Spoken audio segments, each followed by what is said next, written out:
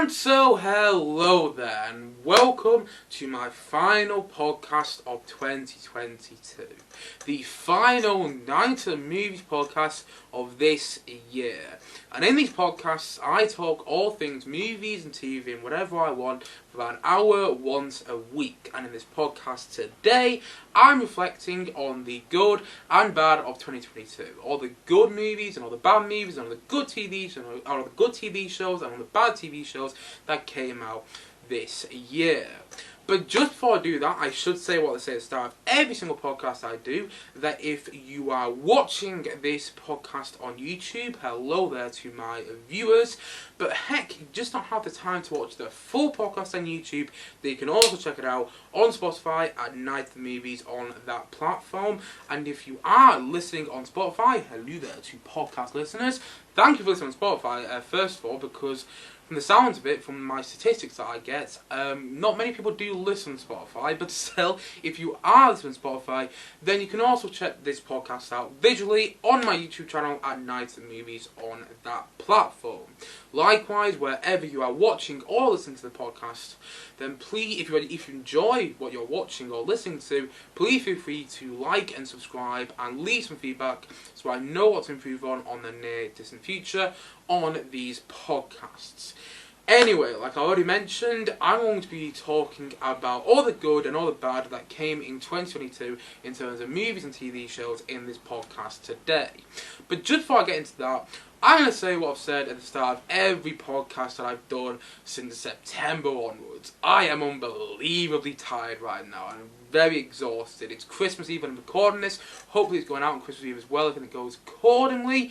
So I'm very tired. I'm looking forward to having a bit of a break. So from Christmas Day onwards, from tomorrow onwards, I'm going to have about at least a week's break on this channel. Probably more, because I need this time off. I just need to have a bit of a reboot, if you will. You know, just not have anything to worry about for a good couple of days at least, because I've had a very stressful term. Since September, every single day, every single one of my days, I just been completely booked up. I barely had any time free, and I'm just looking forward to finally having some time off when I'm not doing anything at all, because I do need that time. And so I also don't know how the podcast is going to go. It might go on for way too long, which wouldn't be surprising because it's me. It wouldn't be a podcast about me, you know, ranting on for way too long and never ending what I'm trying to say like I'm doing right now. So I do apologise if I go on for way too long in this podcast. But at the same time though, I'm going to keep it light-hearted because it's the day before Christmas Day, it's Christmas Eve, and yeah, I'm going to talk about some really good things in the podcast, some of the gems we had this year, and I'm also going to talk about some of the real stinkers we had this year as well in terms of movies and TV shows. And just thinking about 2022 as a whole for a second, you know, excluding movies and TV out of the list, it's been a very interesting year. I'm happy this year has happened, but I'm looking forward to having this year behind me at the same time though. I'm looking forward to getting into 2023 and having a bit of a fresh start. I mean, it won't be too much of a fresh start because I'm still going to be doing the same thing. You know, I honestly think that September is more of a fresh start than January when you really think about it. But it'd be somewhat of a fresh start. And this channel may look a bit different in 2023 when it comes back. Hopefully it will. Again, if everything goes accordingly, little teaser for what's going to come in 2023. But at the same time, though, you know, I'm looking forward to having this year behind me. That's all I'm going to say. I don't want to get into too many details there, but 2022 has been a year that I won't forget, and that's for the good and bad reasons. And, like I said, for the good reasons though, we've had some really great movies this year. Honestly, the amazing movies we've had this year, some of the amazing movies we've had this year anyway, have really kept me going. And that's what I'm going to talk about first of all. I'm going to talk about the positives first of all. Talk about the great movies we've had.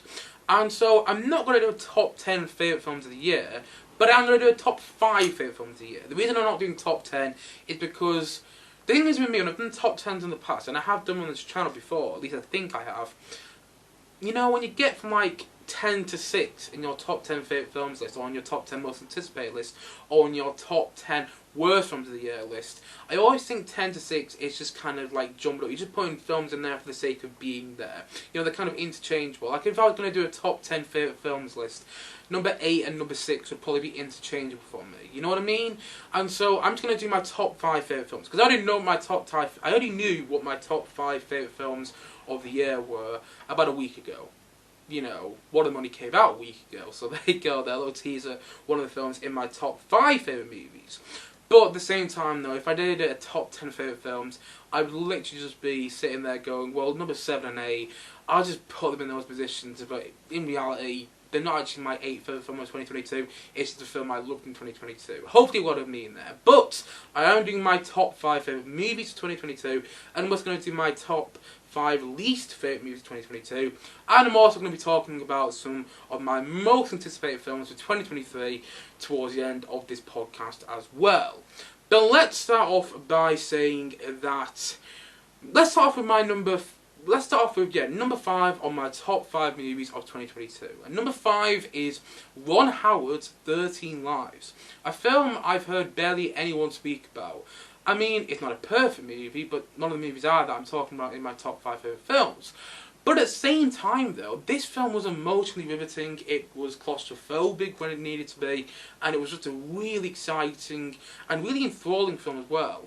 It was based on a true story, and I was just kind of blown away by it, and of course that film is 13 Lives, like I've already mentioned. I'm pretty sure I've already mentioned. That just shows you how tired I am. I can't even remember if I just mentioned the title of this film a second ago. But yeah, it was emotionally riveting, and it's all about the true story that really happened a good couple of years ago now, of a rescue mission that happened in Thailand, when about, I think it was a group of 12 kids and their soccer coach got stuck in a cave system, and you see in the film how these cave divers try and get these kids out of the cave system, and seeing the methods they use, by the way, is honestly really terrifying. Like, that isn't a spoiler, they get them out of the cave system, that already happened, this is a true story, but watching it happen is just really, it's edgy to see sort of intensity, it's really suspenseful, it's something else. Like, Ron Howard's got a bit of a knack for making films like this. He did it with Apollo 13 as well, where you kind of know the true story, but you haven't seen it portrayed in this way. It's how Ron Howard executes these stories, and that's what makes 13 Lives such an emotionally engaging movie. At least that's what made it for me anyway. It's really underrated. It's probably one of the most underrated films this year in my opinion. It's on Amazon Prime, and so if you have Amazon Prime, why not sit down to watch it over the next couple of days? Because I can assure you now you won't be disappointed by it. Honestly, I think you'll be quite surprised by how much it engages you and how much you feel like you're going on with this story, and all the claustrophobic sequences of the caves as well make you feel claustrophobic. I'm not someone who really gets claustrophobic that much, but when I was watching this movie, I felt claustrophobic, and I loved that about it. I both loved that and hated that about it, if you know what I mean. And I think it's brilliant. It's also got some great acting there. Colin Farrell, who's been in some actually amazing movies this year, he's in this one, and he was great in there. Viggo Mortensen, which most people might know as Aragorn from the Lord of the Rings films, he's in there, and he's really good. So is Joel Edgerton. Yeah, a great cast, really good direction, really well made. And, you know, it might not be on most people's top 10 favourite films of the year, or even their favourite films of the year, or whatever, but it is for me, because I was just kind of blown away by the story, by the details you find out about the story, and for me, I was sat there through most of my experience watching 13 Lives, literally gripping the edges of my seat. And I haven't had that experience often in a cinema. I don't think I've really had, I've never had that experience in a cinema full stop. This movie came out on Amazon Prime actually, so I was sitting downstairs in my living room gripping the edge of my seat, but at the same time though, you get what I mean. I don't actually think I've had experience like that in the cinema where I've been gripping the edge of my seat for like the whole runtime, and I had that in 13 Lives. It's about 2 hours and a half, and it was just so intense for that time. Honestly, it's brilliant. One of my favourite films this year. In fact, it's my 5th favourite film of the year. And number 4 on my favourite films of the year is a film that only came out yesterday. I'm currently recording this on Christmas Eve, but this movie came out on Christmas Eve, a little Friends reference if you know the TV show. But yes, this movie came out yesterday worldwide, although I got to see it a month ago when it came out theatrically for a week. And that is, of course, Glass Onion and Knives Out Mystery. Knives Out 2, if you will. Now the thing is about the first Knives Out is I really liked that movie, but I didn't love it. I've seen it twice, and the second time I watched it, I liked it a lot more than the first time, but it's still not a movie which really stood out to me in 2019. Again, really enjoyed it, but I didn't love it. But Glass Onion really surprised me. And the things about Glass Onion and Knives Out Mystery is, as a piece of cinema, and I said this in my Glass Onion review actually on one of the podcasts I did about a month ago now, as a piece of cinema, something like The Banshees of Inisherin is a better movie. But I had more fun with Glass Onion, and that's why it's in my top 5 favourite films. That's why it's number 4 in my top 5 favourite movies, because I had more fun with it. It was just so outrageously entertaining. Honestly, it was not a dull moment. Each character was an absolute hoot to watch. I felt Daniel Craig was selling more to the Benoit Blanc role in this movie. I mean, he was selling to that role in the first one, but in this one, he felt like he was having more fun with it. I loved all the cameos as well. And I loved the mystery, and I loved the name. Like, when I first heard Glass Onion, when I first heard that Knives Out 2 was called Glass Onion, I was thinking, oh, that's a reference to the Beatles song from the White Album. I'm a huge Beatles fan, by the way, if you haven't guessed. I'm wearing a Beatles Christmas jumper to stand up there. For YouTube viewers who are watching, you'll see that I was actually wearing a Beatles Christmas jumper. So yeah, I'm a huge Beatles fan. So when they first announced that Glass Onion, when they first announced that Knives Out 2 was going to be called Glass Onion, I was thinking, oh, that's a reference to the Beatles song. I'm guessing it's going to be used, and I'm guessing the plot of the film is going to be something about the Beatles song. There's going to be a Beatles fan in the movie. And it's nothing like that, though. There's a reason it's called Glass Onion, and I'm not going to give it away in case you haven't seen the movie yet. It only came out worldwide a couple of days ago, well, yesterday actually. And so I'm not going to give it away, but the reason it's called Glass Onion I thought was genius. I got to the end and I was like, that is brilliant. And I had such a good time with it. It was so entertaining, and it was so enjoyable. And again, by no means is it a perfect movie. None of my movies are on this list, so stop saying that really. But for me, it was just so much fun.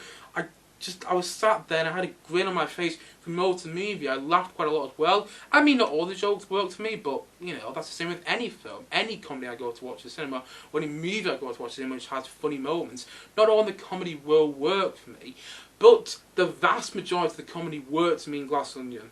And I couldn't believe how great it was. Honestly, I was so happy I got to see it in the cinema. I got to see it in the cinema full of people, and there were people gasping in the movie at certain moments when reveals happened. There were certain people cheering as well, and certain people laughing their heads off in the cinema, including me, which I don't usually do. And I was so glad, and pardon me, that I was so glad that I got to watch this one in the cinema. And if you didn't get to see it in the cinema, do check it out on Netflix, because if you're a fan of the first Knives Out, I can guarantee you'll be a fan of this one. And if you weren't a fan of the first Knives Out, well, this movie is very different than the first Knives Out. But it also kind of feels like it's cousin at the same time, you know what I mean? And yeah. If you weren't the biggest fan of the first Knives Out, check this one out though, because it really surprised me. I'm not the biggest fan of the first Knives Out myself. I'm a fan of it, I'm not the biggest fan, but this one, honestly, probably the most entertaining film I've seen in the entire year.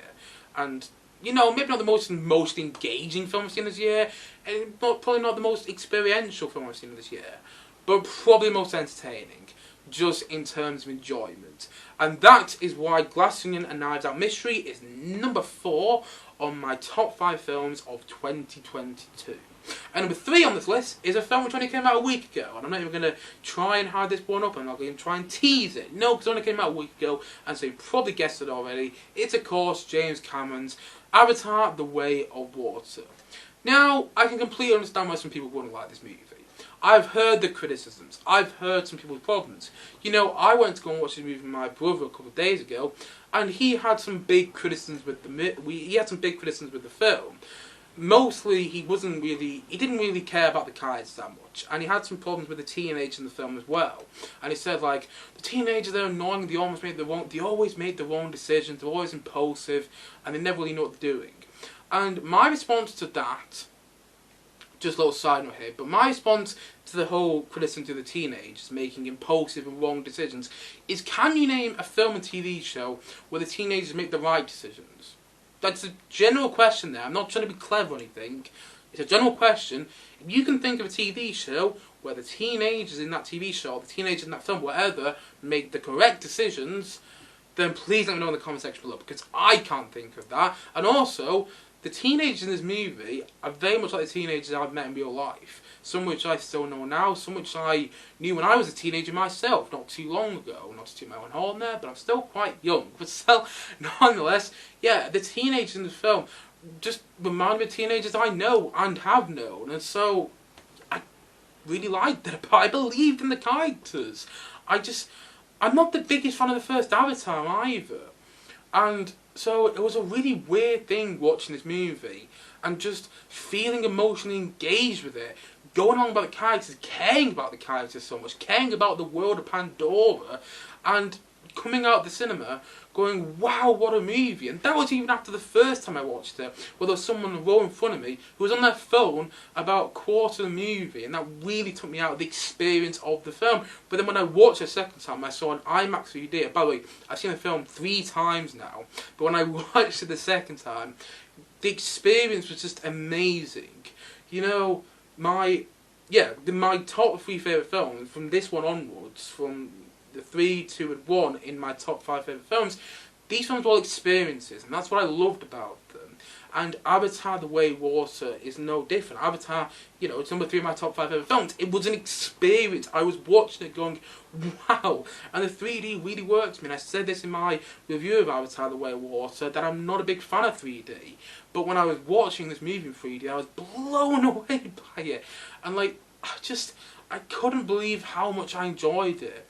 It's got its problems, and I could sit here and talk about some plot holes, like where do the underwater avatars go in the final act when the Colonel shows up and starts starts having a knife fight with Jake Sully. What's happened with the unobtainium? You know, that was such an importance in the first film, and it isn't mentioned in this movie. Why wasn't Kate Winslet used? You know, I could talk about some criticisms, and yeah, saw it a bit too long as well, but for me, it gave me it just gave me an amazing cinematic experience that I won't forget anytime soon. And I loved it. And I've loved it more and more each time I've seen it. Granted, I've only seen it 3 times. But the first time I saw it, I came out of the cinema going, yeah, that was pretty damn good. The second time I saw it, I came out of the cinema going, that was fucking amazing. I just absolutely loved it. And so, number 3 on my top 5 favourite films of the year is Avatar The Way of Water. Just absolutely loved it.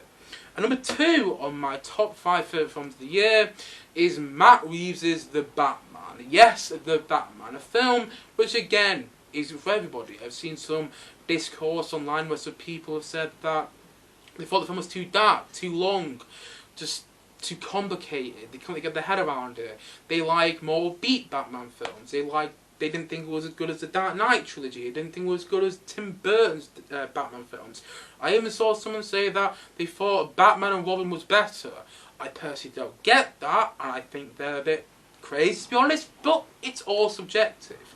But for me, The Batman was a perfect Batman movie, and it never felt like a comic book movie either. It felt like, you know, Roman Polanski's Chinatown meets David Fincher's Seven meets a story about the Batman.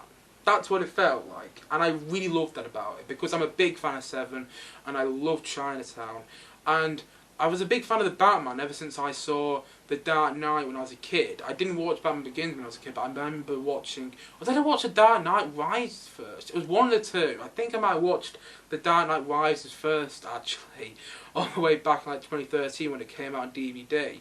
And I've been a huge fan of Batman ever since then. And so when I watched this movie, I was just I was amazed by it. It was beautifully shot. I love the way they used the volume in this film as well, which is kind of like this interactive sort of soundstage.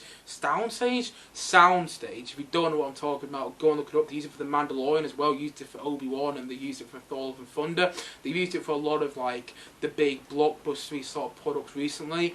But I love the way they used that. I thought this movie, like before, was beautifully shot. The performances were fantastic. Zoe Kravitz as Catwoman, brilliant. Andy Serkis as Alfred, amazing. Would have liked him a bit more of him, but still great. Colin Farrell as a Penguin, another brilliant Colin Farrell performance from this year. Also, yeah, Paul Dano as a Riddler as well. And the musical score by Michael Giacchino was absolutely amazing. Can't believe it's not going to get nominated for an Oscar, because what I love about the musical score for the Batman, by the way, a little sign on here, but what I love about the musical score for the Batman is it's so simple, but it's so effective. I love musical scores that are simple but effective. I also love complicated musical scores as well, where there's about 5 million things going on, like in a John Williams musical score. John Williams is my favourite composer of all time. But at the same time, though, I love how simplistic the Batman score was, but how effective it was. You know, all you need is that bomb, bomb, bomb, bomb. That only changes chord once there. That whole little phrase, that whole little musical phrase only changed note once. But as soon as I sung it then, although I sung it badly, you knew what it was from. You knew it was a Batman's theme from the Batman. And I just loved it about it. I just loved the score so much. I loved how dark it was as well. I don't want my Batman film to be full of jokes and to have the Joker dancing in there, which Batman 1989 does. And I don't want it to be all kind of goofy. And much as I liked Tim Burton, I always felt his Batman movies were goofy. And I think Batman Returns kind of embraced that a bit more, which is why I actually kind of like Batman Returns. But for me, I want my Batman movies to be gritty, to be edgy as shit, and that's what the Batman was. And I also love the mystery of it. And I love that I didn't get my head around the mystery of the Batman as well until the third time I saw it. You know, that might make me sound stupid, but it wasn't until the third time I was like, oh, that's what the Riddler's plan was. It was staring me right in the face. But at the same time, though, I just loved that about it. God, I saw the movie about 4 times in the cinema. Or was I see it 3 times in the cinema? I think I wanted to see it 4 times, but I didn't actually go to watch it the 4th time because another movie came out. But yeah, and again, I'm not a huge fan of comic book movies. In fact, some comic book movies that came out this year, my least favourite film is 2022. But the Batman didn't feel like a comic book movie. It just felt like a great film. And that's why I loved it. And I could wax poetic for another hour just about how amazing the Batman is. But you know what? I think you got the point. And also, I'm going to say one more thing about the Batman. I know some people complain about the length of the movie. It's about 3 hours long. Or it's almost 3 hours anyway. And here's what I would say about this. The fact that Matt Reeves got permission from Warner Brothers to make an almost 3-hour Batman movie is just... that makes me love the film even more, because I heard this story, and I don't know if it's true, it might not be true, but still, I heard this story about how Matt Reeves, you know, stormed Warner Brothers and demanded that he got complete creative freedom over a version of the Batman that he wants to make before the film was in production, and he got a yes from that. And so, if I was in Matt Reeves' position, I would have made my Batman movie as long as possible. You know, I don't care about the length whatsoever. I really don't. It's the same way I feel about Zack Snyder's Justice League. You know, the fact that Zack Snyder, who I'm not really a fan of, by the way, but the fact that Zack Snyder got to make a 4-hour Justice League movie is just heaven in my opinion, because if I got that option, I would go all out with it. And that's what Zack Snyder did with Zack Snyder's Justice League, which is why I love that movie, and it's why I don't care about the length of that film, and that's also how I feel about the length to the Batman as well. Hopefully I made myself clear there, not sure if I did, but the length of the Batman didn't bother me whatsoever. In fact, I don't know if you can tell, but I kind of like long movies. Avatar: The Way of Water is a long film, and it's in my top 5 favourite films. The Batman is a long movie, it's my top 5 favourite films. And at number 1 of my top 5 favourite films is also a long movie as well. And I've said this film about 50 million times on this channel. Honestly, it feels like that. I've spoken about this film so many times. sometimes when I'm just talking about another movie, I'll just drop this one in there. And so most people, if you're a fan of the channel, you'll know what I'm going to say here for my number one favourite film of 2022, my favourite film of 2022, my favourite film of this year. If you're a fan of the channel, you'll know what it is. If you're not a fan of the channel, you'll probably know what it is anyway. It's my most viewed review of said film on the channel. You know, of all the film reviews I've done on the channel, this one was my most viewed of all of them, and that is, of course, Elvis. I loved Elvis to pieces. I'm not gonna go on and on about this. Well, I wasn't planning to go on and on about the other films, my top 5 favourite movies, but at the same time, though, I did. But with Elvis, though, I don't know. That was just... I had this amazing experience watching it. I felt like I was on the Baz Luhrmann Elvis experience for about 3 hours. That's how long the film is. It's something around that length anyway. When I was watching in the cinema. And again, this was not a movie though that I had lots of anticipation going to watch. That was the funny thing. I was a bit like, okay, yeah, I'll go and watch it. It's Elvis, it should be quite good. And I came out the cinema, I was in a daze. I remember walking on the town where the cinema is that I go to, and I was like, oh my, I just can't believe what I watched. I was trying to stay upright because I was just so lightheaded, and I couldn't believe it. I'm not even the biggest fan of Elvis either. I'm more of a Beatles fan, hence the Christmas jumper, the Beatles Christmas jumper I'm wearing right now. But I loved it. I really did, and I'm also not the biggest fan of Baz Luhrmann either. I mean, I quite like his movies. I'm a fan of Romeo and Juliet. I don't think his version of Romeo and Juliet is brilliant, but I like it. I think that Moulin Rouge is a really good movie. I mean, I think it's a bit self-indulgent, but I think it's a really good movie, though. And I do think Elvis is self-indulgent as well, but I don't care. It was just so much fun. It was emotionally engaging. The ending almost made me cry as well. And... it was just a cinematic experience that I won't forget. I did see Elvis about 4 times in the cinema, and I couldn't get over how much I loved it. And I know this movie isn't for everybody, and I can completely understand why. You know, parts of the film do kind of feel like Baz Luhrmann put a camera on a tumble dryer and just let it go. You know what I mean? But I'm lost for words at how much I loved it. You know, and yeah, sure, it's a bit of a controversial pick for number 1, but for me, it came at a time when I don't think I'd watched many films I was particularly loving, and then I saw Elvis and I was like, that's why I love cinema. That's why I go to the cinema. And yeah, I'm hoping Austin Butler gets his Oscar for this film. I haven't seen Brendan Fraser in The Whale, by the way. The Whale don't come out in the UK until, I think, in February, so... you know, maybe Brendan Fraser is more deserving, but my money right now is on Austin Butler, who played Elvis in the film, and who did an amazing job. I, for one moment, never felt like I was watching Austin Butler.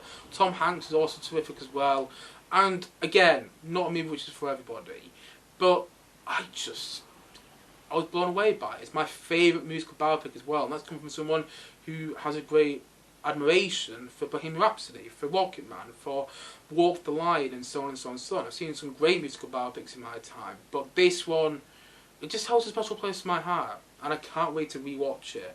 And I even said this in the title of my review of this, by the way, a review of Elvis. I said, why can't every movie be like this, or something like that, and I still feel like that now. And by the way, like I said before, it's my most watched review of any movie. Elvis has something like 2,000 reviews on this channel, my Elvis review, which is kind of astounding, I gotta admit. But anyway, those are my top 5 favourite films of 2022, but I'm going to give some honourable mentions as well, some films which didn't get into my top 5 but I still really liked, some which I even loved. The Phantom of the Open, an absolutely wonderful film, which is just... you know, it wasn't an experience by any means, but it wasn't trying to be. You know, my top 3 favourite films of this year did all feel like experiences. But The Phantom of the Open didn't. And you know what? That's absolutely fine. I don't think it was trying to be an experience. And I just love the fact that when I went to go watch it, it provided me with a bit of light-hearted fun for about 2 hours whilst it was on. And I thought Mark Rylance was an absolute joy in the film, so was Sally Hawkins. It had a great 70s soundtrack. I think it was 70s, it might be 80s. I'm not going to lie, I haven't seen the film for a good couple of months, but I had such a wonderful time with it that I went to go and see it again. And I don't usually like British independent films with, like this one. But yeah, The Phantom of the Open is an absolutely joyful film. It's a delightful movie, which just put a huge smile on my face. Another honourable mention from this year is The Banshees of Inisherin, a great film that just didn't make my top 5 just simply because there was other movies I had more of an emotionally engaging time with. But The Banshees of Inisherin was really emotional at the same time though, and it had some really amazing performances. Again, Colin Farrell, who seems to be on a roll with the movies he's been in this year. 13 Lives, The Batman, and now The Banshees of Inisherin. Just an amazing actor, slowly creeping up as one of my favourite actors working today. And yeah, a really unforgettable film. And that's already on Disney Plus, by the way. That didn't take long whatsoever. I came across on Disney Plus the other day, so maybe it's a film I'll watch over the next couple of weeks. Another honourable mention is Everything Everywhere All at Once, a film which I think will be on most people's top 10 lists or top 5 lists or whatever. But for me, I liked it quite a lot. I was planning to go and watch it again, but I just never found the time, and that's a bit annoying. And I haven't found the time to watch it again on Amazon Prime. I know it's on there for free, but I really need to rewatch that, because I got to think if I rewatch it, I like it a lot more. The problem with me with Everything Everywhere All at Once, and it's something I didn't say in my review of that movie, was that so many people were hyping up to me before I saw it, that it just wasn't what I thought it was going to be. I still thought it was great, it wasn't what I expected it to be though. So I need to see it again, but it does have a lot of perks, particularly Jamie Lee Curtis, who might actually get a Best Supporting Oscar nomination for performance in that movie, which is quite astounding when you think about it. Also, Kei Kwan, Short Round, All Grown Up is in that film. Terrific. So is Michelle Yeoh. I love the whole multiverse aspect of it. It's definitely the best. It's definitely the best multiverse film of the year. I mean, yeah, Doctor Strange has nothing on Everything Everywhere All at Once, and yeah, it was really wonderful film. I just need to see it again. If I did see it again before I made this list, actually, it might have been my top 5. But I only saw it once, and it was just a bit of a weird experience the first time I saw it. But it was a good movie, just not as good as everyone had hyped it up to be. But it's still an honourable mention for me. Another honourable mention on this list of this year, should I say, is Prey, the newest Predator movie. I'm not someone who is a big fan of the Predator franchise, but I heard some really good stuff about Prey, so I actually sat down to watch, I think, the first 3 Predator films, or something like that, in order to get my head around some of the references that was going to happen in Prey, because Prey came out, essentially, I need to explain myself a bit better. Prey came out, and I hadn't seen any of the Predator movies, so I sat down to watch them for the first time in order to understand Prey a bit more, and then I did. I think I watched Prey about a week late, but I had a great time with it. Again, not a brilliant film, but it was a really entertaining film, though. It felt visceral. It felt like The Revenant meets Predator, and I just really liked it about it. In fact, it's probably my favourite Predator film. And I'm a fan of the first Predator. I think it was a great 80s action film, but I don't love it on reflection.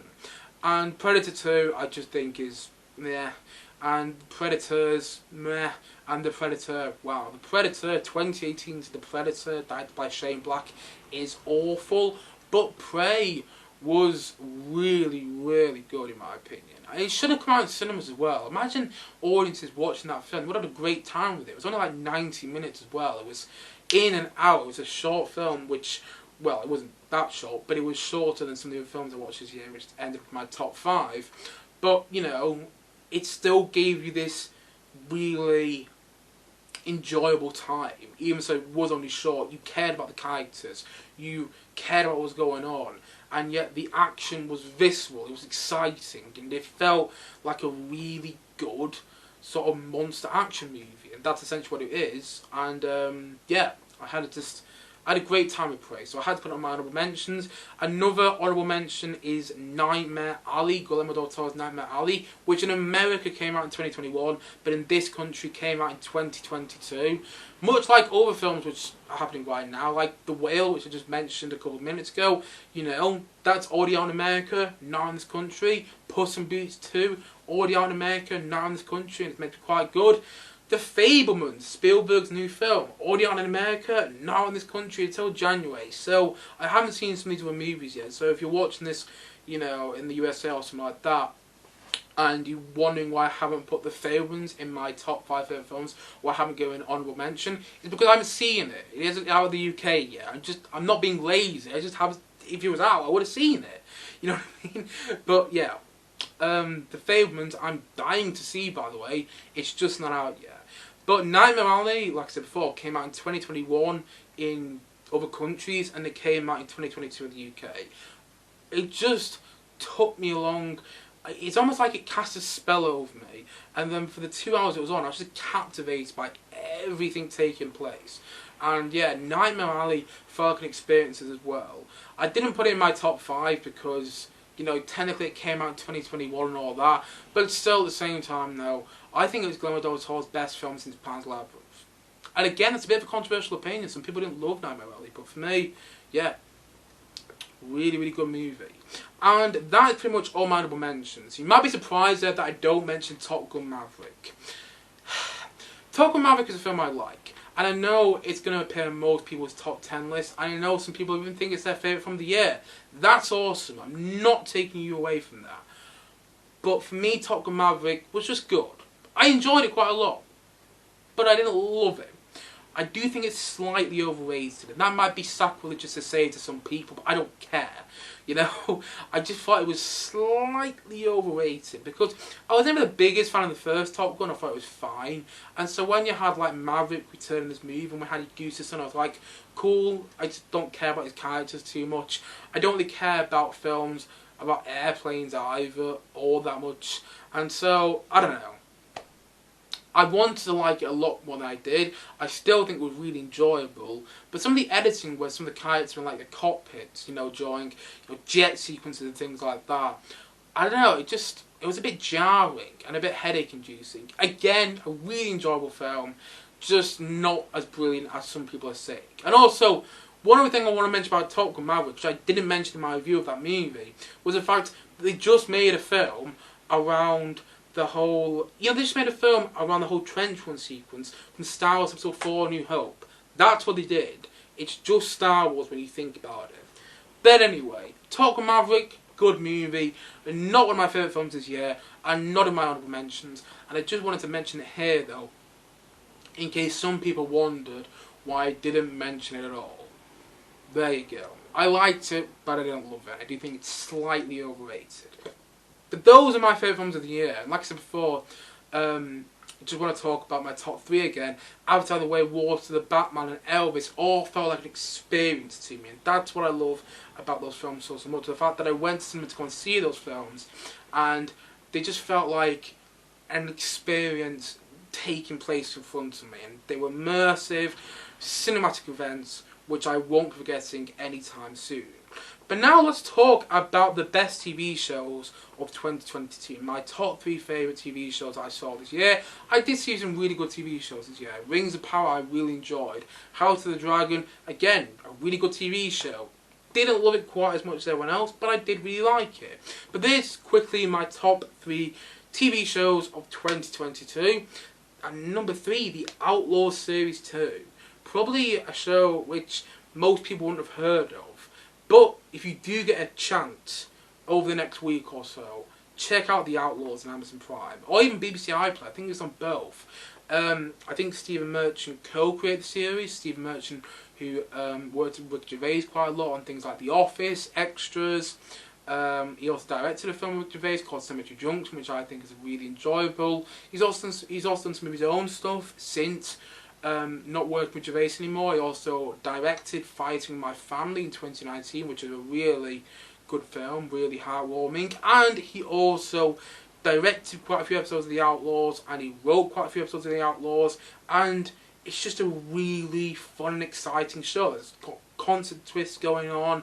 You really get into the characters. It's really funny as well. Like, not only is the drama good, not only do you care about the characters, not only is it well made, not only has a great soundtrack, and not only does it make Bristol look really cool, it's also just really, really funny as well. And Steve Merchant's actually in the show, and he's hilarious. He's got a great cast of characters as well, and not many people talked about it, but again, a really, really good TV show that I can't recommend enough. I'm pretty sure it's on Amazon Prime. I think, actually, almost definitely it's on Amazon Prime, and I'm pretty sure it's on BBC iPlayer, so do check that out if you haven't already.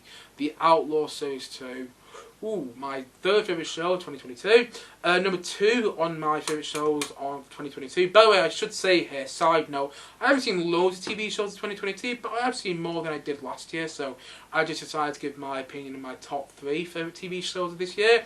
But at number 2 is The Staircase, which was a HBO drama. Again, something which went under a lot of people's radars, it seems, but I really, really liked it. Colin Firth, Toni Collette, Sophie Turner was in there. Really intense drama, constantly kept you guessing what was really going to happen. And even so, not to go into too much detail because you haven't seen it yet, even so there's no definitive ending to the story, it still feels like it gives you an ending which rounds everything up quite nicely. And I really liked the way he did that, and I thought Colin Firth was masterful in the series, and I thought he just went under most people's radars, and I think it's really underrated. Really, really clever drama, based on a true story as well.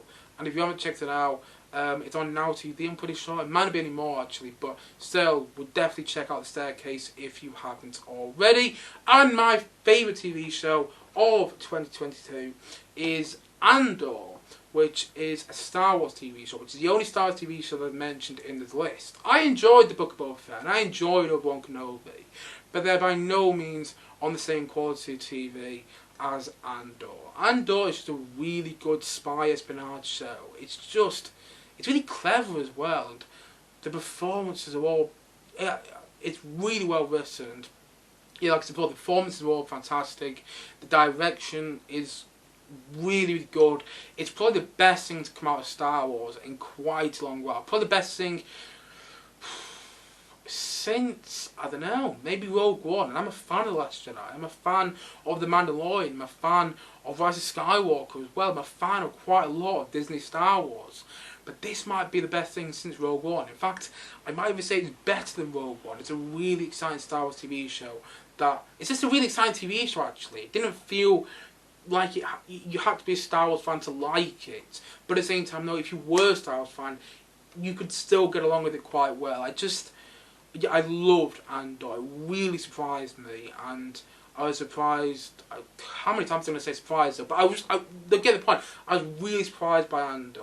It was, really, really, it was really something, and I can't recommend it enough. It doesn't sound like as much people watched it as, say, Obi-Wan or Book of Boba Fett, but yeah, it's a Star Wars TV show which feels more like Game of Thrones than, say, Obi-Wan.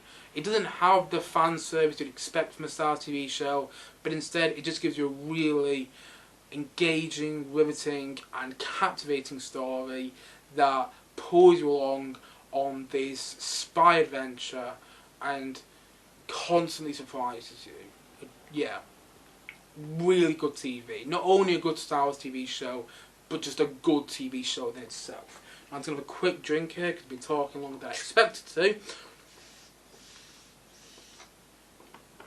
But anyway, let's quickly, and I mean quickly because I've gone way too long here, let's quickly talk about the worst films that I saw this year though. And some of the films which really disappointed me. So just before I get into my top 5 least favourite films of 2022, I should say some honourable mentions off the bat. Thor Love and Thunder, a film I didn't hate, but a film which had way too much comedy.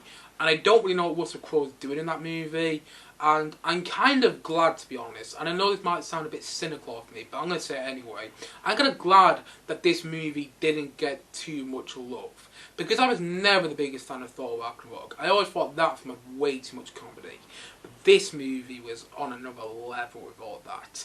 And I remember watching, I've said that quite a lot, by the way. I've said that quite a lot throughout this podcast today. I keep saying I just like that. But still, yeah, I remember watching Thor Love and Thunder in the cinema, and it got to a moment when I was looking around the cinema thinking, anything else that's going on other than what's on the screen that's more interesting? It was so unengaging. You know, my favourite things this year have all been engaging, emotionally engaging, exciting and engaging, things like that.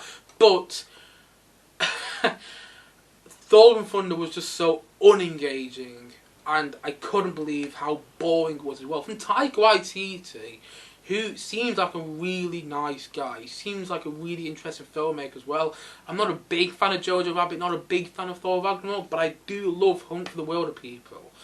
But Thor Love and Thunder is perhaps the most meh film of the year.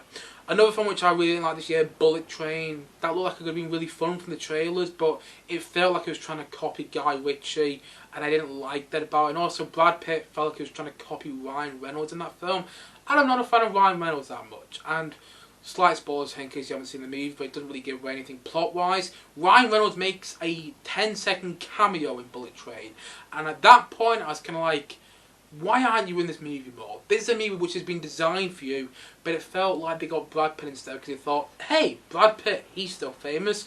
But anyway, a film I really didn't like this year because it just really disappointed me. I thought the trailers were fun, but I didn't care about anything going on. Another film which disappointed me this year quite a lot, but was still kind of entertaining, but for the wrong reasons, was Black Adam. Black Adam is a monstrosity of a film. It is really, really bad. The film consists of Dwayne Johnson's acting, of him, you know, raising an eyebrow. That is acting for him in the movie. And also, the direction is so bad. It's from the same person who directed Jungle Cruise, and I thought Jungle Cruise was badly directed, but this is on another level of bad direction. The storytelling is god-awful. The lighting in the film, by the way, is really weird, and the best part of the movie is Pierce Brosnan, because he's Pierce Brosnan. There's no other reason he's the best part of the movie other than the fact that it's Pierce Brosnan, and I quite enjoy Pierce Brosnan. But the amount of times, his character is Dr. Fate in the film, but the amount of times that a character goes up to him and goes, well, it must be fate, really started to aggravate me. And the film has got a tremendous amount of issues, and it's lost loads of money from the sounds of it. But I'd be lying if I said I didn't have some enjoyment with that movie, but for the wrong reasons. It was bafflingly bad, and I was surprised by how much I didn't like it, because the first reviews came out and I heard some people go, well, it's bad, but it's kind of fun. And I was like, okay, if that's what it's going to be like, I'm all in for that. Some movies, you know, I kind of like because they're so bad, they're great.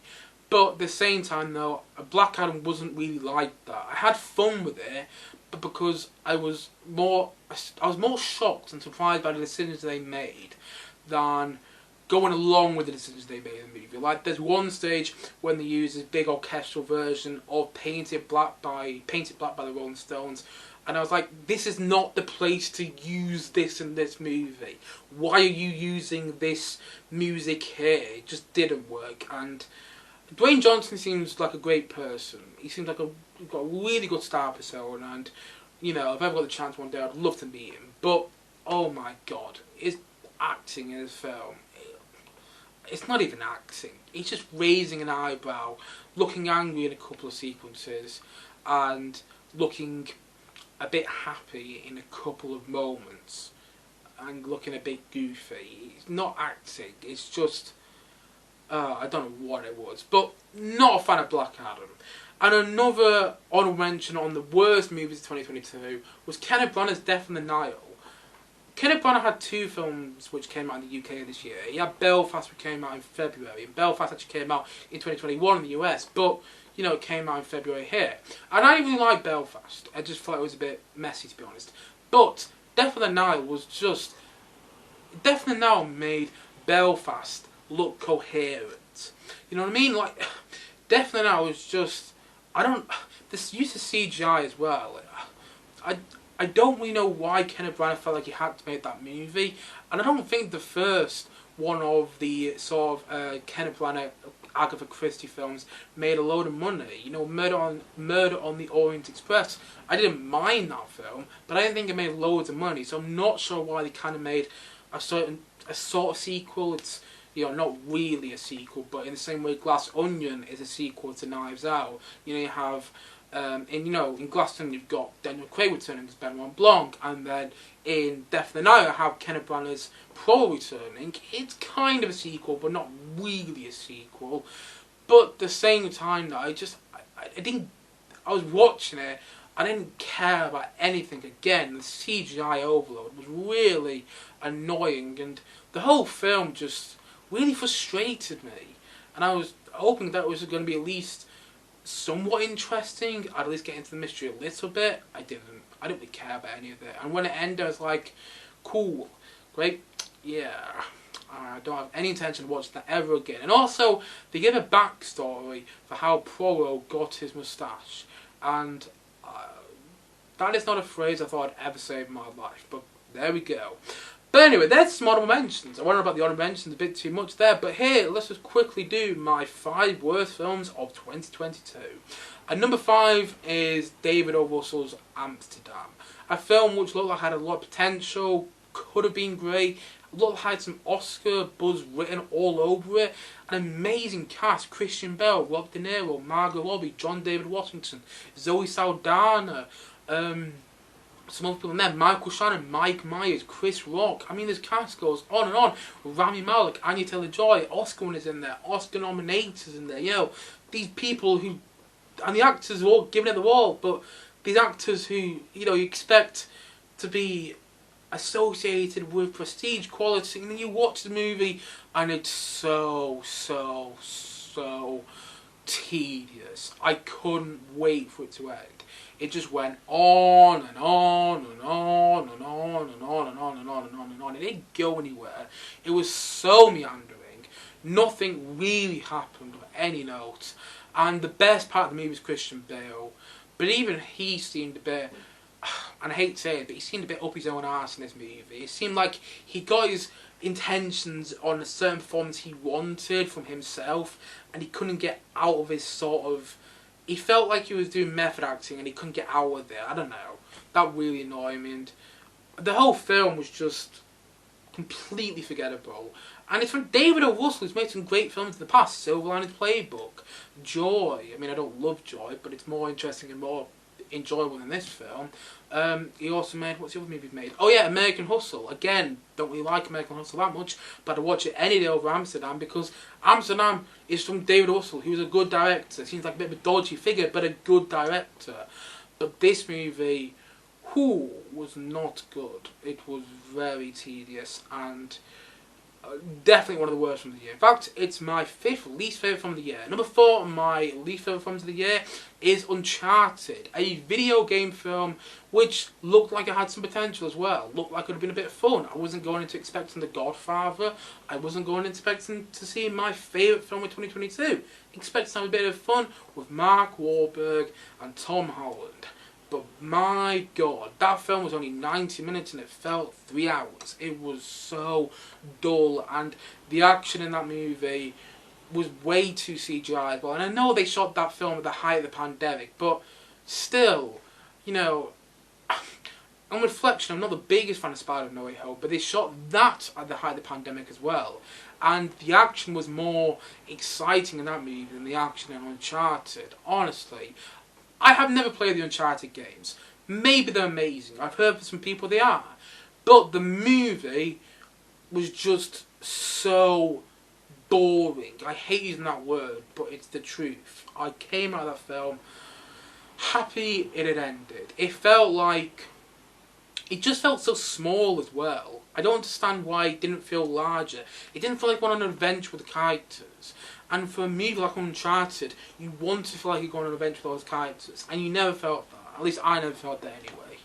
If you liked Uncharted, that's great. I'm not taking that away from you. But for me, it was another video game film which really disappointed me this year. In fact, Sonic 2 I haven't even put in this list. But Sonic 2 is a movie which also really disappoints me as well, which is also a video game film. But I can actually see why some people who are hardcore Sonic the Hedgehog fans would really like Sonic 2. It's got some really fun cameos in there for Sonic fans, and I played a couple of Sonic games in the past, well, Sonic and Mario games, you know, Mario and Sonic at the Olympic Games and stuff like that, but I can't see, so I can see why people would like Sonic 2. I can't see why people like Uncharted though. Okay, and number 3 on my top 5 favourite films, no, on my least favourite films of 2022 is Don't Worry Darling. Again, a film which looked like it had Oscar written all over it, but this is perhaps the most, actually no, this isn't the most disappointing film in 2022, that's number 1 for me. But this is probably the second most disappointing film of 2022. Even though it's number 3 on my least favourite films, it's the second most disappointing movie, because the next film wasn't disappointing, it was just plain awful. But this movie was disappointing though. It had, again, a great cast: Florence Pugh, Chris Pine, Olivia Wilde, who was in the film, was also writing and directing, Gemma Chan, and there were some other people in there which are quite famous. Oh, Harry Styles in there as well. That's, yeah, not a great actor though, but still, you had an interesting cast. And it looked like it was beautifully shot. It was beautifully shot, but the story was just confusing, and it was all over the place, and I didn't care about anything going on. The best part of the film is Florence Pugh, by a long, long shot. The best part of the film is Florence Pugh, because she's Florence Pugh, and she makes her character work. Everybody else seemed bored with the parts they're playing, including Chris Pine, who I'm a fan of. I like Chris Pine quite a lot, especially after I saw him in Wonder Woman, and especially after I saw him in the J.J. Abrams Star Trek films. I think he's great in those movies, but in this film he seemed really bored. Olivia Wilde's direction wasn't that good either. It felt like she didn't know how to deal with a big budget, and I thought she directed Booksmart really well. Booksmart was her first one that she directed, and that is, again, an outrageously enjoyable movie. But Don't Worry Darling is just, it's a complete and utter mess. And you can feel that so much effort was put into it, but it just comes across as quite pretentious, as quite incoherent, and as quite, yeah, I don't know, it just comes across as quite, what's the opposite of caring for characters, you know what I mean? It just, you don't care about anything going on in the film. That's what I'm trying to say there. It comes across as completely unnecessary. And I know not any film is necessary to make, but this movie just felt like we're trying to make a statement here, we're trying to say something about certain people in the world right now, but I don't know, it was rubbish. It was really, really bad. At least for me anyway. And number 2 on my least favourite films of 2022 is a comic book movie. Can you guess what it's going to be? Morbius. I almost forgot that this film came out this year. It was that bad. And so I'm not going to go on about this movie. Jared Leto plays a flying vampire. Need I say more? Matt Smith is the best part of this movie. Matt Smith, who's been on a bit of a roll this year, by the way, of House of the Dragon, and I know Last Night I Saw was the year before, but still, Matt Smith, who kind of redeemed himself in House of the Dragon, but he played the best character in that show, he was the best part of Morbius. But everything else, Jared Leto. How the hell does Jared Leto still get acting jobs? He's not a good actor. He's won an Academy Award. So is Gwyneth Paltrow. Doesn't mean they're good actors. And, yeah. Morbius exemplified that. And there's some rumours, by the way, that Morbius might be returning in another Sony Marvel product. God help us all if he does. Hoo-hoo, this movie was bad. Anyway, number 1 on my least favourite films and my least favourite film of 2022, which is also my most disappointing film of 2022, because it was in my most anticipated films of 2022 going in to this year, was Jurassic World Dominion. I was looking forward to this film so much. You had Jeff Goldblum, Sam Neill, Laura Dern returning.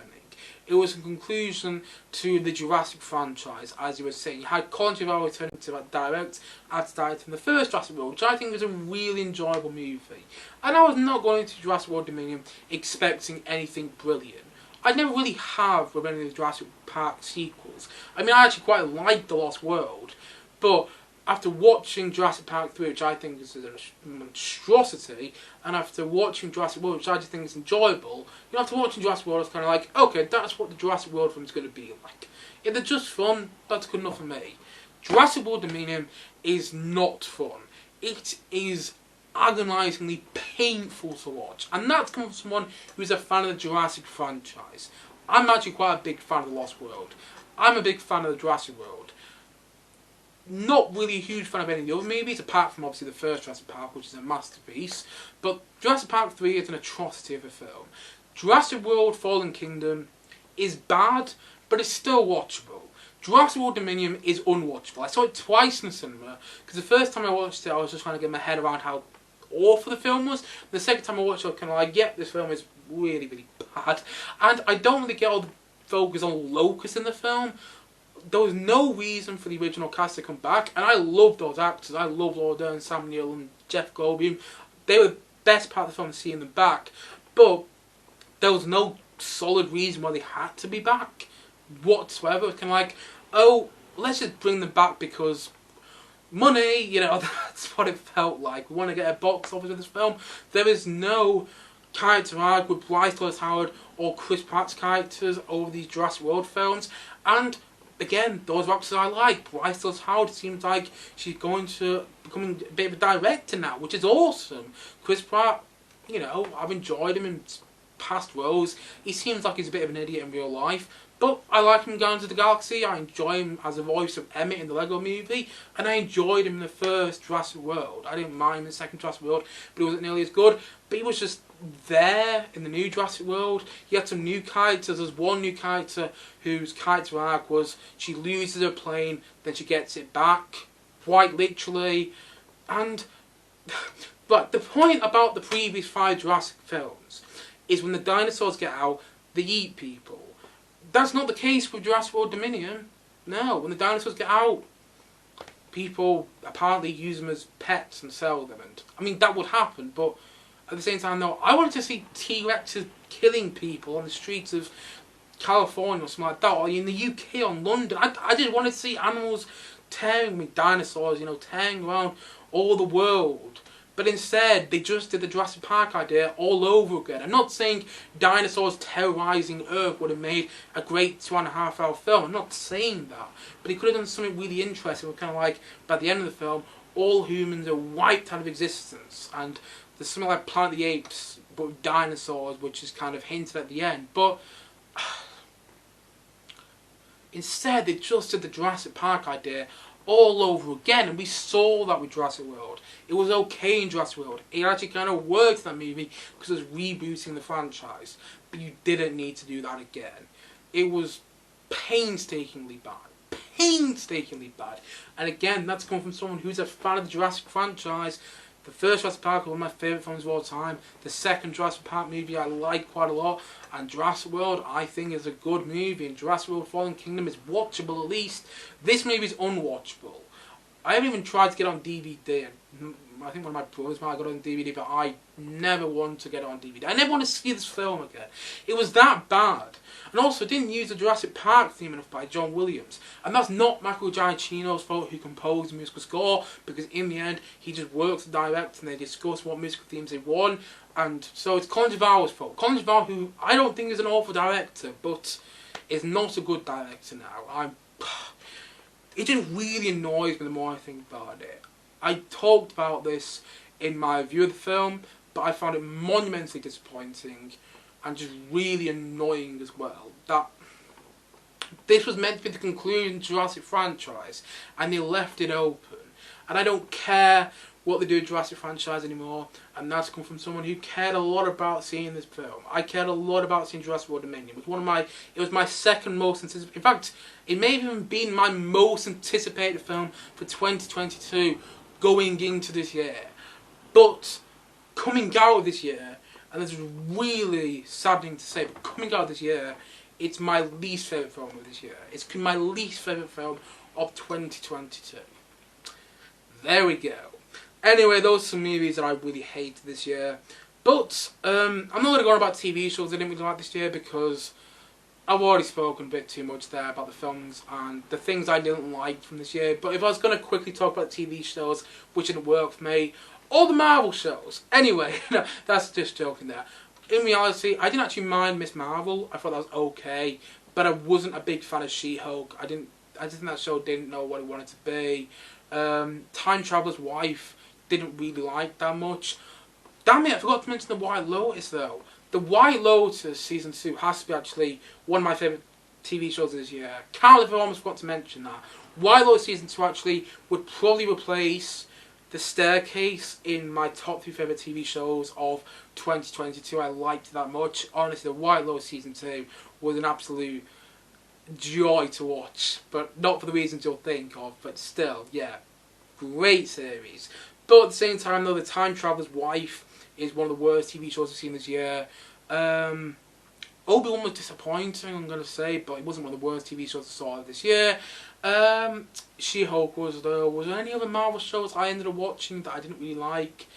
I can't really think of. But yeah, I saw a lot of good TV this year, but I also saw some bad TV. And I'm not going to get into the bad TV, but still, yeah. Time Traveler's Wife was pretty bad in my opinion. But let's look forward to 2023. Quickly, I'm going to go through my most anticipated films for 2023, my top 5 most anticipated movies. At number 5, there's 2 films I'm going to put here, I'm jointly excited for. Both come out on the same day. Both got trailers released recently for them. And that's of course Barbie and Oppenhimer. Barbie is not a film I expect to be excited for, but it's coming from Greta Gerwig, which is just the centre of the series itself, a Barbie movie coming from Greta Gerwig, also co-written by her husband Noah Baumbach, who recently has made Marriage Story and White Noise as well, which I haven't seen yet. But this movie, I never thought I'd actually be excited for it, but the cast is great. Ryan Gosling, Margot Robbie, Emma Mackey, Shooter Gatwa. You got half the cast of Sex Education in there. You've also got some other, you know, great actors in there apparently. Will Ferrell's in this movie. I don't know. It's just, I'm quite excited to see what it's about, what it's actually going to be. It might be awful, and I might hate it, and it might not be up my alley either. It might be a good movie that's just not for me. But at the same time, though, I'm quite excited to see it because all the actors involved are saying it's not what you think. And I'm excited to see why. But Oppenheimer as well, which is joint on this, which is coming on the same day, but my joint 5th most anticipated movie for 2023. It's Christopher Nolan directed a movie about the atomic bomb, the creation of the atomic bomb, with a phenomenal cast. Everybody's in Oppenheimer. You have Cillian Murphy, Emily Blunt, Matt Damon, Robert Downey Jr., Florence Pugh, Jack Quaid, apparently, what's his face from Stranger Things, the Freudian doctor, he's in there. What's his name now? Oh, Gary Oldman, that's it. Gary Oldman apparently is in there as well. Just this cast that goes on and on. I can't think on the top of my head right now, but if you haven't seen the cast list for Oppenheimer, go and look it up. It's amazing, and I can't wait to see what Christopher Nolan's been doing in this movie. And Cillian Murphy as well, his first time he's actually got Cillian Murphy in the leading role for one of his films. So Cillian Murphy's worked with Christopher Nolan quite a few times, if you actually go and look it up. But he's never played the main character in any past Christopher Nolan movies. But it's the first time he's playing the main character in a Christopher Nolan film, and he looks fantastic. I can't wait to see this film because I just think it's going to be an amazing cinematic experience. On the topic of amazing cinematic experiences, one of my favourite cinematic experiences from the past couple of years was Dune. And Dune Part 2 comes out next year. So this is number 4 on my most anticipated films for 2023 because, again, you've got a great cast. You've got more people coming in this one. You've got Christopher Nolan coming. Not Christopher Nolan. Imagine if Christopher Nolan was in Dune, by the way. That would be funny. You know, so Christopher Walken, who's going to be in Dune Part 2. He's also in The Outlaws, by the way. They'll link there to one of my favourite TV shows of this year. But Christopher Walken's going to be in Dune Part 2. Florence Pugh, again, who seems to be everywhere right now. You've also got Austin Butler, who recently played Elvis. He's going to be in Dune Part 2. But you've got, you know, returning cast and Zendaya, Timothée Chalamet. We've also got Josh Brolin. It's rumored that Jason Momoa is returning. Denis Villeneuve is directing again. Really like the first Dune, and guarantee this one's going to be fantastic as well. Hopefully it will be, and hopefully it is even better than the first Dune. Hopefully the Empire Strikes Back of the Dune saga. Also, another movie I'm really looking forward to in 2023, which is a bit different than Dune Part 2, but I'm looking forward to it nonetheless, is Super Mario Bros. The movie. I must admit, when they first announced this, I wasn't excited for it whatsoever. Chris Pratt voicing Mario was a bit of a weird decision. I understand why he's voicing Emmett in the Lego movie, but at the same time, though, Chris Pratt as Mario, why didn't they get someone who's Italian doing it? But nevertheless, you know, hope springs eternal. I was hopeful about this movie. I was optimistic about it, and I saw the first trailer, and it looked like Mario to me. I should say, a lot of my childhood, I remember playing Mario Kart. In fact, I still play it occasionally now, and so I have a huge respect for Mario. In fact, look at my Christmas Mario figure there. So yeah, I love Mario so much, and these trailers look like they're capturing the whole feel of playing a Mario game perfectly. There was a clip of the new Mario movie released a couple of weeks ago now, and it was just great. It was a really good clip, because you're watching the clip and you felt like you were playing levels of like Super Mario Brothers or something like that. It was just, you had a bit of Mario Kart as well in the latest trailer of the film, and like I said before, Mario Kart was my childhood. Well, a lot of my childhood anyway. A lot of my childhood was playing the Lego games on the Wii and Mario Kart Wii. So I'm really excited to see this film because it looks like it's been made by Mario fans, and I'm a Mario fan, so I want to see this film quite a lot. So that's number 3 on my most anticipated movies of 2023, and number 2 on my most anticipated movies for 2023 is Guardians of the Galaxy Volume 3, though. How many times I said 3 in the last 30 seconds there? But still, yes, Guardians of the Galaxy Volume 3. Not a Marvel fan, not a comic book fan, but the Guardians of the Galaxy have always been standouts for me in the MCU. Whether it's the first Guardians of the Galaxy, which really made me realise, okay, Marvel can actually do a really good film, or if it's the second Guardians of the Galaxy, which, although it's not as good as the first Guardians of the Galaxy, still has a lot of great moments. And then you get the Guardians of the Galaxy Christmas special as well. Again, not perfect, it's not brilliant, but a lot of fun. And so I can't wait to see how James Gunn wraps up the Guardians of the Galaxy trilogy as well. Like, James Gunn, I just think he's the best comic book film director working today. You know, he's still working in the comic book genre. He's now the co-CEO of DC Studios. So I love James Gunn's comic book movies, whether it's Super, whether it's the first Guardians of the Galaxy, second Guardians of the Galaxy. I really enjoy the Suicide Squad. From what I've seen of Peacemaker, I really like it as well. And I just think James Gunn is a really fantastic comic book director because he will subvert your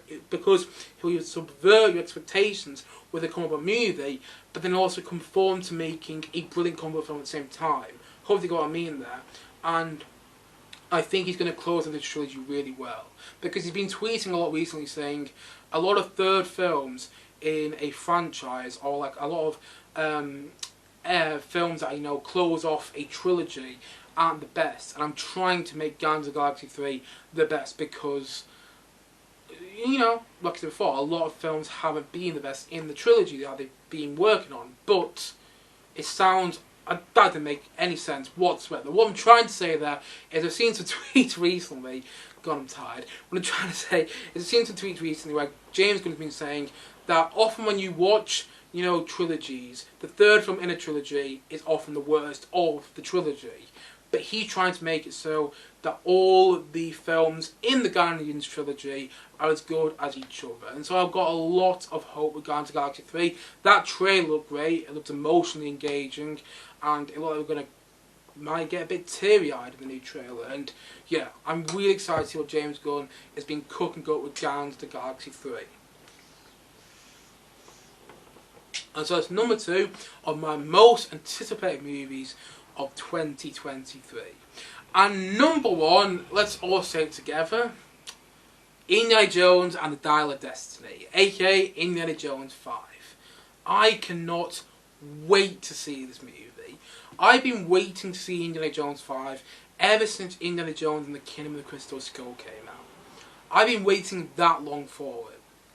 And it's finally here. It's being filmed. It's not Spielberg directing, which is a bit disappointing. But you have James Mangold standing in, who's directed some cracking films in the past. You know, he directed Walk the Line, 4B Ferrari, Logan, which a lot of people love, and I can't wait to see how, pardon me there, bloody hell, I don't know what happened there, but still I can't wait to see how this Indiana Jones film wraps up Harrison Ford's Indiana Jones story, because we know this is Harrison Ford's final Indiana Jones film, and I just feel it's going to be magical. I feel it's going to be special. I feel it's going to have a lot of returning cast members as well. We already know Sal's in the film. I'm going to guess Mary and Shortland are in there, because someone tweeted to James Mangold recently, other than Salah, are we going to see any other returning cast members in this new Indiana Jones movie?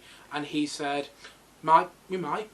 And that makes me think that Shortland's going to be in there. And then also makes me think that Mary's going to be in there. I mean, Mary's got to kind of be in there, but the trailer looks brilliant to me, and I'm a bit biased because I'm a huge Indiana Jones fan, but I want to see this film. I want to see it now. I kind of wish it came out this Christmas. I mean, Avatar came out and it was a brilliant film, but I want to see this film now. I want to see the conclusion to Harrison Ford's journey as Indiana Jones. I want to see Matt Mikkelsen as a villain. I want to know who Phoebe Bridges' character is. There's rumours that she's Marcus Brody's daughter. Great. I want to see how that's incorporated in there. I want to see the Nazi back, and I think it's going to be a great film. And I also, more than anything, I'm really excited to hear one more John Williams Indiana Jones score, because I never thought we were going to get that, actually. There was a stage where, because we were waiting so long since Indiana Jones and the Kingdom of Crystal Skull, I did think that we weren't ever going to get another John Williams Indiana Jones score. But we are finally getting it. And I can't wait to see this movie. I know I said it before, but I'm going to say it again. I can't wait to see what James Mangold has been doing with Indiana Jones 5, and I've got a feeling it's going to be something truly special. And so that's my 5 most anticipated movies for next year, but I've just got some notes here of other movies I'm really looking forward to, which are coming out in 2023. Shazam 2, big fan of the first Shazam. The Flash, heard some great things about it. Some people want to see it and said it's great. Michael Keaton's returning as Batman. There's also some rumours that we get some other special cameos in that movie as well. Bring it on. Spider-Verse 2. Don't love the first Spider-Man into Spider-Verse, but it's really enjoyable, and I've got some high hopes for this one. Also, Babylon, which is already out in America, but isn't out in this country. Damien Chazelle's new film. Damien Chazelle, who previously directed Whiplash, La La Land, First Man, all the films I love. I mean, I don't love First Man actually, but I really like it. But Babylon, some people love it. It sounds like Marmite at the moment. Some people love it, some people hate it. Hopefully I'm on the part of the people who love it. Also, The Fableman, Spielberg's new movie. Again, already out in America, annoyingly, but now in this country. Really looking forward to it. It comes out late January in the UK. Mission Impossible 7, Dead Reckoning Part 1. Seeing some of the stunts that Tom Cruise has been doing for that movie, I can't wait to see, like, in the cinema. The only reason I haven't put that in my most anticipated movies list, in my 5 most anticipated movies, is because you know we're going to get from Mission Impossible film. And that's not a bad thing. The last Mission Impossible movie was fantastic in my opinion. But at the same time though, you kind of know what you're going to get from Mission Impossible film. And, you know, you kind of have to be in the mindset to see it. But still, I'm really looking forward to seeing how the next 2 Mission Impossible movies kind of phase out Tom Cruise and the franchise, because apparently this is going to be his last 2 Mission Impossible. I can't even speak. This is going to be his last 2 Mission Impossible movies. So yeah, it's going to be interesting to see where they go. And also another movie I'm looking forward to as well is the Dungeons and Dragons film. Now I'm not a fan of Dungeons and Dragons. I've never played the game in my life. But the new Dungeons and Dragons movie, it's got a great cast in there. Chris Pine, Michelle Rodriguez, that hot guy from Bridgerton, and a bunch of other famous people as well. Hugh Grant's in that movie. I keep forgetting Hugh Grant's in Dungeons and Dragons. But the reason I'm excited for Dungeons and Dragons so much is from the same director, as Game Night. And Game Night is a really, really fun film. And I've got a feeling this one is going to be special as well. It was just fun, and it's a bit like the Phantom of the Open. It takes your mind off the day you're having, and it's this escapist entertainment that's, you know, fun, nothing more, nothing less. Then I've got a feeling it's going to be something really good and, you know, just quite delightful. And so those are the movies I'm looking forward to for next year. But of course, my number 1 film that I'm looking forward to for next year is Indiana Jones and the Dial of Destiny. another Indiana Jones movie, which I think is long overdue, and I'm looking forward to seeing it in the cinema because the earliest memory I can think of is me watching Indiana Jones and the Kingdom of the Skull on the front row in the cinema, and I just remember thinking, why the hell are we sitting on the front row?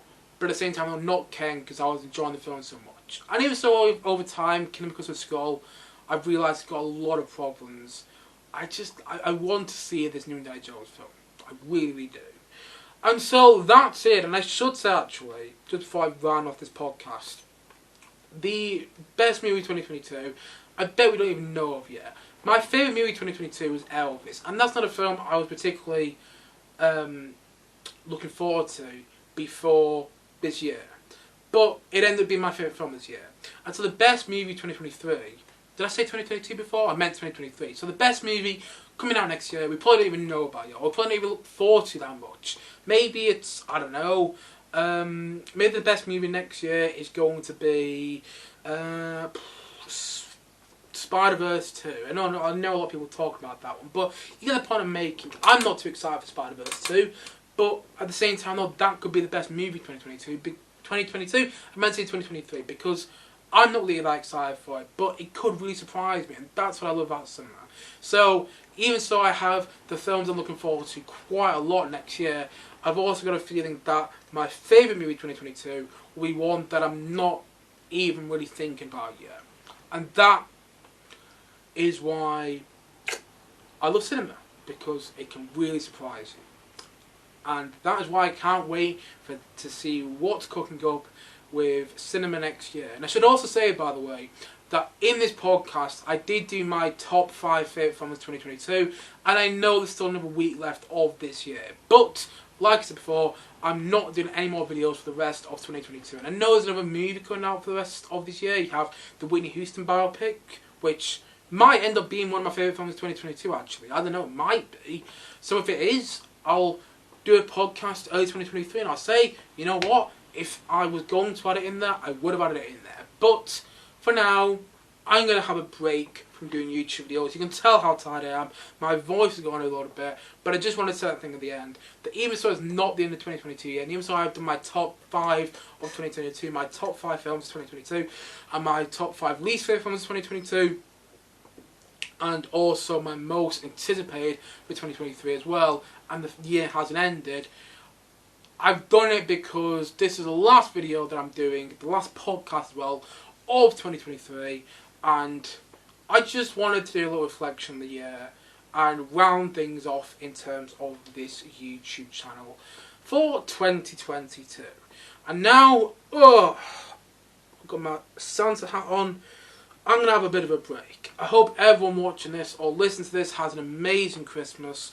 Wherever you are, whatever circumstance you're in, try and make the best of it no matter what. And have a great new year. Bring on 2023, hey, because hopefully it's going to be miles better than 2022. It could also be miles worse, but you know, hopefully it's miles better. And let's see what 2023 has to hold. Got a feeling it's going to be really good. I'm hopeful. Thank you as always for watching, and if you haven't yet, please click down below and like, subscribe on this video, or if you're listening on Spotify, thank you for listening, and subscribe to the podcast on there, and leave some feedback, do whatever you want, enjoy Christmas, and I hope you have a great one, and I'll see you guys in 2023. Hope you enjoyed this podcast, and yeah, see you guys again soon, but bye for now, bye!